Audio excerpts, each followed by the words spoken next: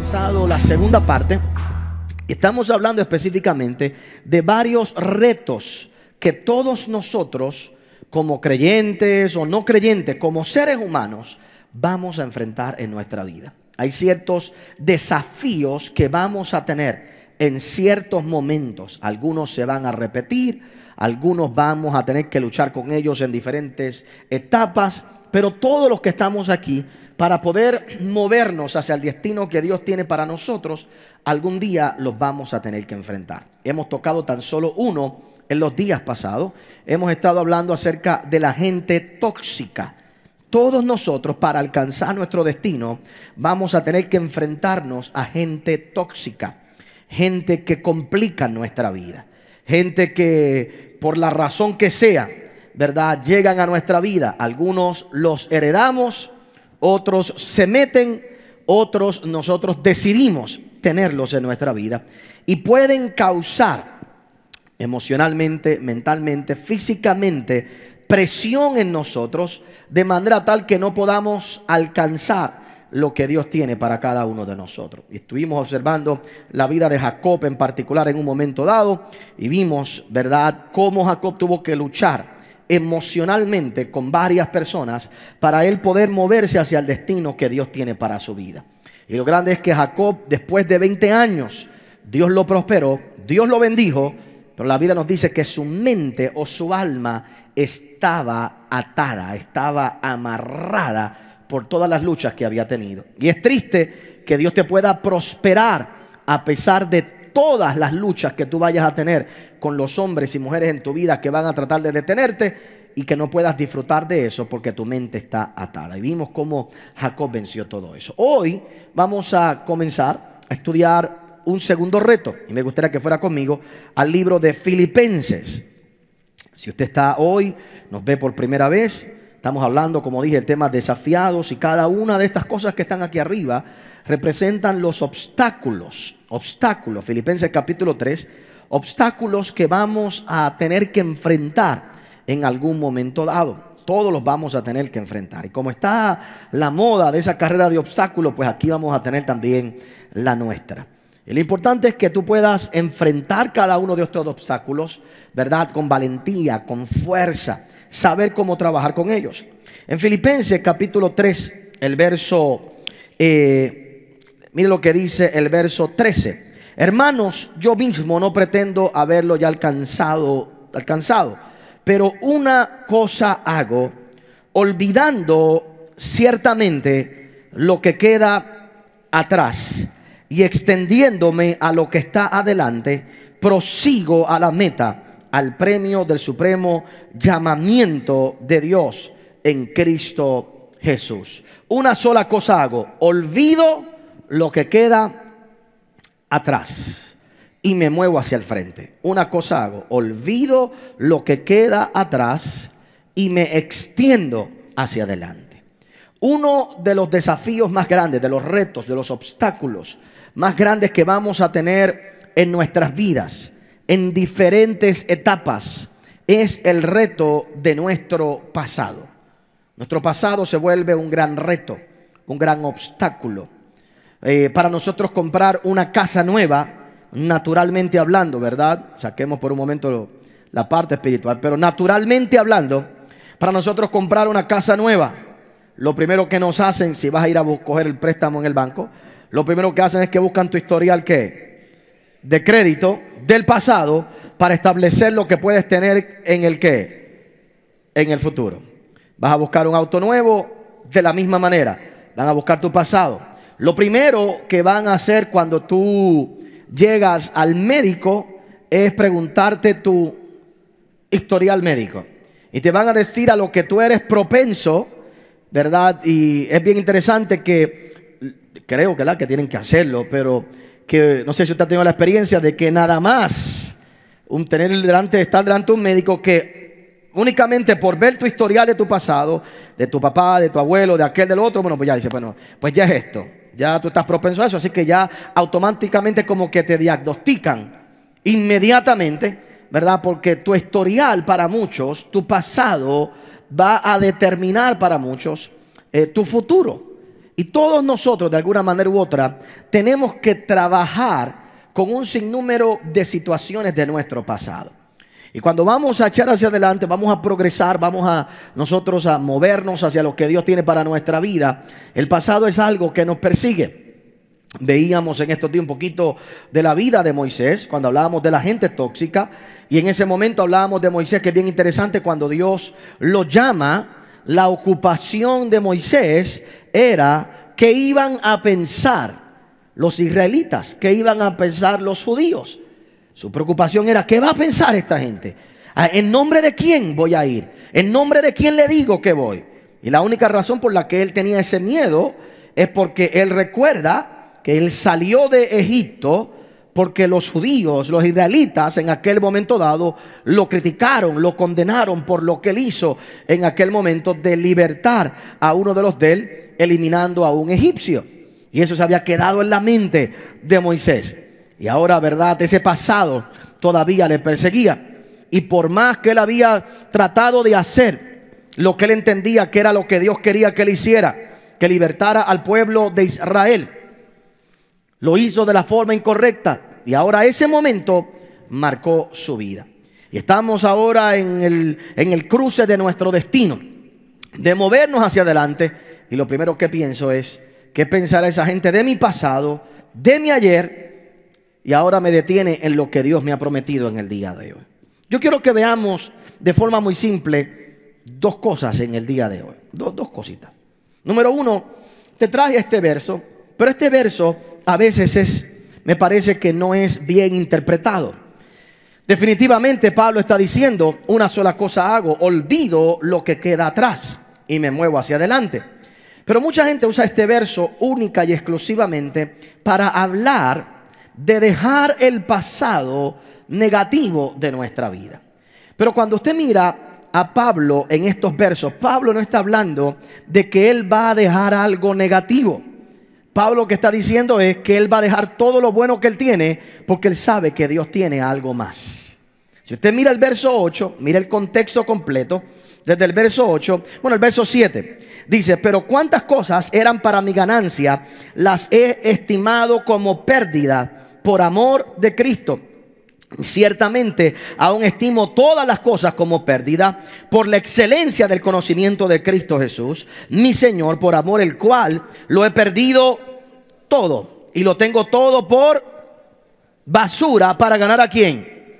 A Cristo, y ser hallado en él, no teniendo mi propia justicia, que es por la ley, sino la que es por la fe de Cristo, la justicia que es de Dios por la fe, a fin de conocerle y el poder de su resurrección y la participación de sus padecimientos, llegando a ser semejante a él en su muerte. Y si en alguna manera llegase la resurrección entre los muertos, no es que lo haya ya alcanzado, ni que ya sea perfecto, sino que prosigo por ver si logro asir aquello para lo cual fui también asido por Cristo. Hermano, yo no pretendo haberlo ya alcanzado, pero una cosa hago, olvidando ciertamente lo que queda atrás y me extiendo hacia adelante, prosigo a la meta, al premio del supremo llamamiento de Dios en Cristo Jesús. Si usted mira el contexto completo, Pablo no está hablando de dejar cualquier cosa.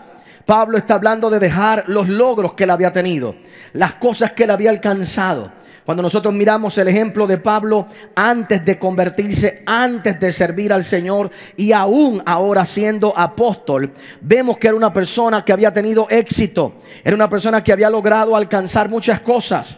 Pablo no era cualquier persona. Pablo tuvo que dejar cosas valiosas por seguir a Cristo. Esto no lo hizo un hombre pobre, esto no lo hizo un hombre miserable, como alguna gente quiere hacernos pensar, que cuando dejamos todas las cosas del mundo y las dejamos por basura, nos quedamos en la prángana, nos quedamos en la nada, ¿verdad? Nos quedamos sin nada. No, Dios nunca permite que tú hagas un intercambio y dejes las cosas del mundo y no tenga para ti cosas más grandes. El problema es que aún en las cosas de Dios, muchas veces lo que nos detiene no es el pasado malo que tenemos, sino los buenos logros que hemos tenido, las buenas cosas que hemos alcanzado, las buenas cosas que hemos podido obtener y alcanzar. Se nos hace muy difícil abandonarlas para poder conocer lo que Dios tiene para nosotros. Fue lo que le pasó al joven rico. Como yo le he explicado a ustedes en algunas ocasiones, aquel joven rico va donde Cristo y le dice a Cristo: yo quiero la clase de vida que tú tienes. Si era un hombre rico y tenía muchas cosas, entonces Cristo no podía ser cualquier persona. Si aquel muchacho quería y admiraba la clase de vida que Jesús tenía que tener algo demasiado bueno. Lo que pasa es que para obtener todo lo que Jesús había obtenido, había que hacer lo que Jesús había hecho. Había dejado todo lo que él era en el cielo para venir a hacer aquí en la tierra. Pero aquí en la tierra él no fue cualquier cosa. En la tierra él era el Hijo de Dios. Sabía multiplicar panes y peces. Era un hombre que cambiaba el agua en vino. Era un hombre que había prosperado, que sanaba, que liberaba a la gente, que su fama se había. Es verdad, dejó todo lo que tenía allá afuera. Pero cuando dejó todo lo que tenía en el cielo, Dios le dio un nombre aquí en la tierra que es sobre todo nombre, porque Dios nunca permite que tú intercambies lo bueno que Él te ha dado por lo mejor que Él tiene para ti. Cada vez que tú intercambias lo bueno, Él siempre te da algo más grande, algo mejor para tu vida. La meta no es alcanzar lo mejor, la meta es conocerlo a Él, y cuando lo conozco a Él, entonces Él me sigue dando lo mejor. Pablo tuvo que hacer eso. Pablo tuvo que dejar todas esas cosas. Cada uno de los discípulos tuvieron que dejar esas cosas. Lamentablemente el joven rico no la quiso dejar. El joven rico, cuando Cristo le dijo: si tú quieres lo que yo tengo, la clase de vida que yo tengo, solo se puede obtener de la misma manera que yo lo he obtenido. Deja todo lo que tú tienes atrás. Mucha gente piensa que él tan solo dejó dinero, pero el joven rico no tan solo dejó dinero. La Biblia en inglés dice que él era un young rich ruler. Era un joven rico, pero era un director en la sinagoga. Él tenía una posición, él tenía un lugar de prominencia en la ciudad. Así que lo que Jesús le está diciendo: tienes que dejar la riqueza, tienes que dejar tu juventud y tienes que dejar la posición que tienes. Y eso era demasiado difícil. Cuando ese muchacho volvió atrás, a lo que volvió, oiga bien, a lo que él volvió cuando él dejó al maestro y no aceptó aquella invitación, cuando él volvió a algo bueno. Pregunto,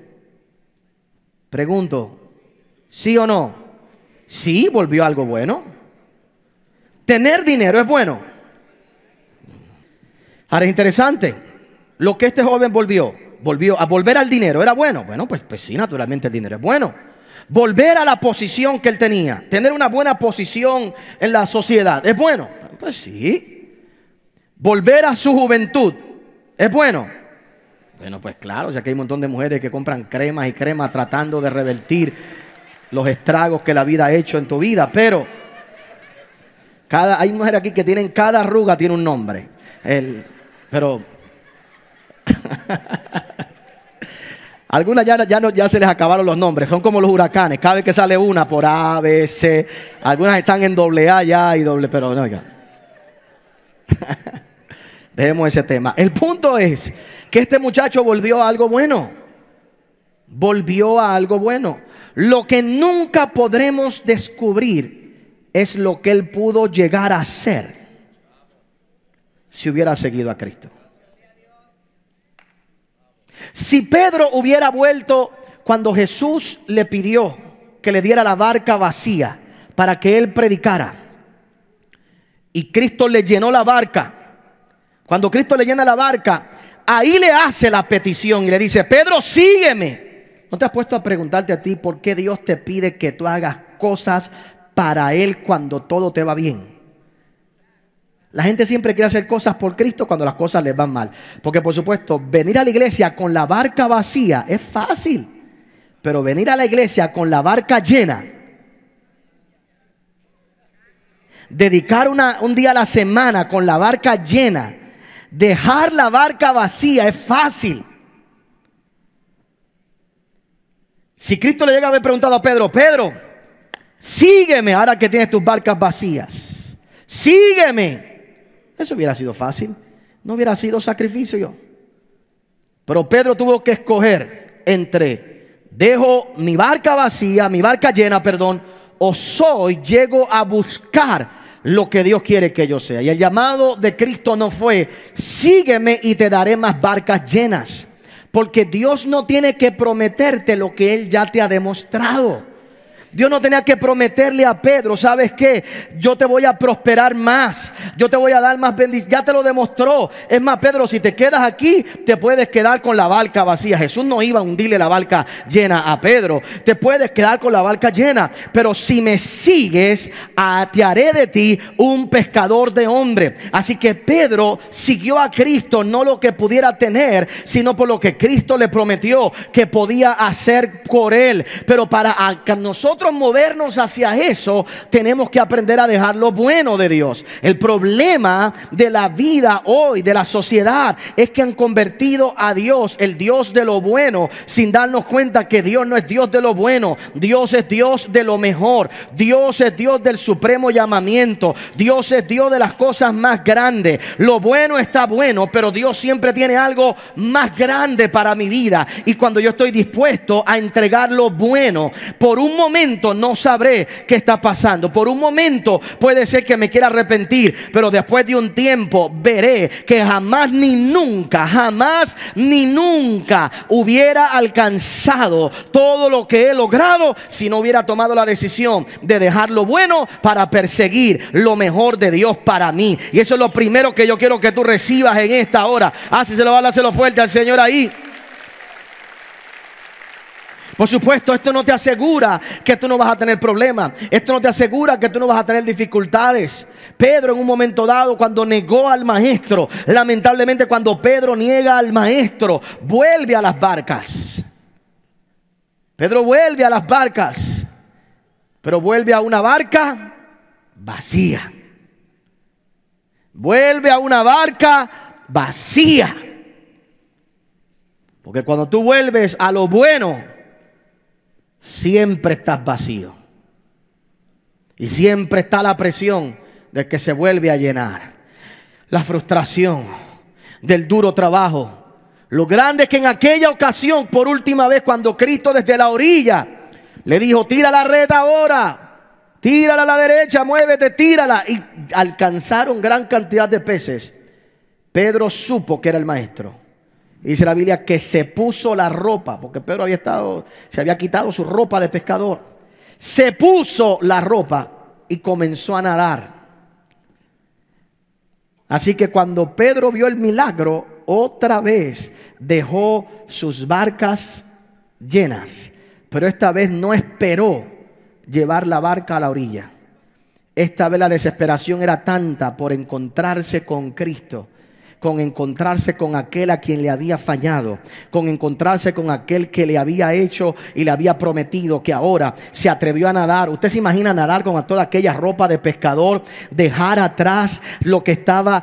La Biblia dice que arrastraban las redes. No sabemos cuánto tiempo tomó, pero Pedro no iba a esperar. Pedro sabía que aquello era bueno, pero no era lo mejor. Pedro sabía que aquello era bueno, pero no era lo mejor. Lo mejor era que cuando él llegó a la orilla, Jesús tenía un pequeño pescadito que él estaba cocinando. Lo mejor siempre es la comida que Jesús tiene para ti. Y lo primero que yo quiero que tú recibas en esta hora, hijo de Dios, es que cuando hablamos de dejar el pasado, no siempre hablamos de dejar cosas malas. Hablamos de dejar cosas buenas por las cosas mejores de Dios. Hablamos de dejar las cosas buenas, los momentos buenos, por los mejores momentos de Dios. Hay gente que son buenas en tu vida, pero no son la mejor gente que Dios quiere para ti. Hay trabajos que son buenos, pero no son los que Dios quiere para ti. Hay cosas que son buenas, pero no son todas las que Dios tiene para ti. Y en algún momento dado tú vas a tener que arriesgar, porque dejar lo malo es fácil, pero dejar lo bueno es lo difícil. Pero cuando yo dejo lo bueno, siempre podré pensar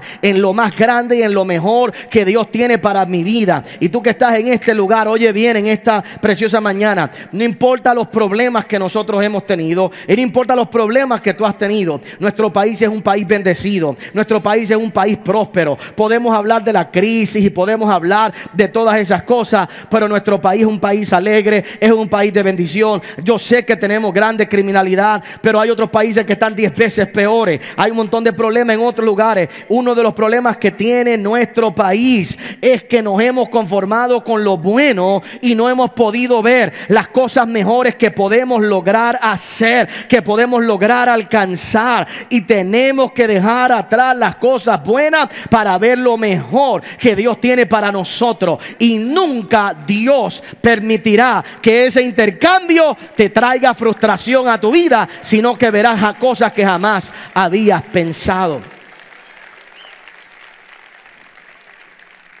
El primer reto del pasado es dejar lo bueno. Es dejar lo bueno. A veces se nos llena la cabeza con tanto miedo. Se nos llena la cabeza con tanto temor. Nos conformamos y no miramos el futuro que Dios tiene para nosotros. Lo segundo que yo quiero que tú veas en el día de hoy es que mucha gente aquí quiere moverse a lo mejor. Y ya tú has probado la victoria. Has saboreado la victoria. Has saboreado los triunfos. Pero por alguna razón u otra, en los días pasados, los meses pasados, los años pasados, te has detenido en tu progreso. Y sabes que hay algo mejor para ti. Sabes que hay algo más poderoso para tu vida. Sabes que hay algo más grande para ti. Pero por alguna razón u otra, las cosas te cuestan más tiempo del que tú pensaste que te iba a tomar. Te toma más esfuerzo. Y a veces no nos detenemos por un momento para nosotros meditar. Uno de los profetas, el profeta Ageo, Dios le dijo: oye, tienes que meditar. Mediten en sus caminos, piensen. Siembran y cosechan, y cuando cosechan, cosechan en sacos rotos. Piensa, te vistes y no te calientas, comes y no te sacias. Pues eso, medita en tus caminos, arregla tu vida.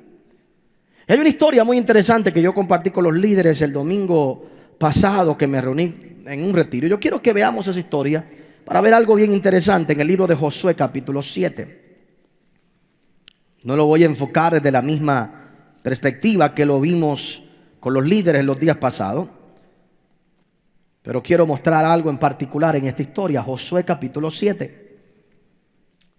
Para beneficio de aquellos que no conocen estas historias, la voy a leer, yo creo que completa, un poquito larga. Si no, pues adelantamos poquito. Pero dice el verso 1: pero los hijos de Israel cometieron una prevaricación. En el capítulo anterior, para darle el contexto a todo el mundo, Dios le dice al pueblo de Israel, bajo el liderato de Josué, Dios le dice: oye, vas a pelear con Jericó. Se nos cuenta la batalla de Jericó, la lucha que tuvieron, lo difícil que era y cómo Dios los prosperó y cómo Dios le dio la victoria. Pero Dios le dice: todo lo que hay en Jericó, todo lo que hay allí, todo me lo vas a entregar a mí, me lo vas a reservar a mí.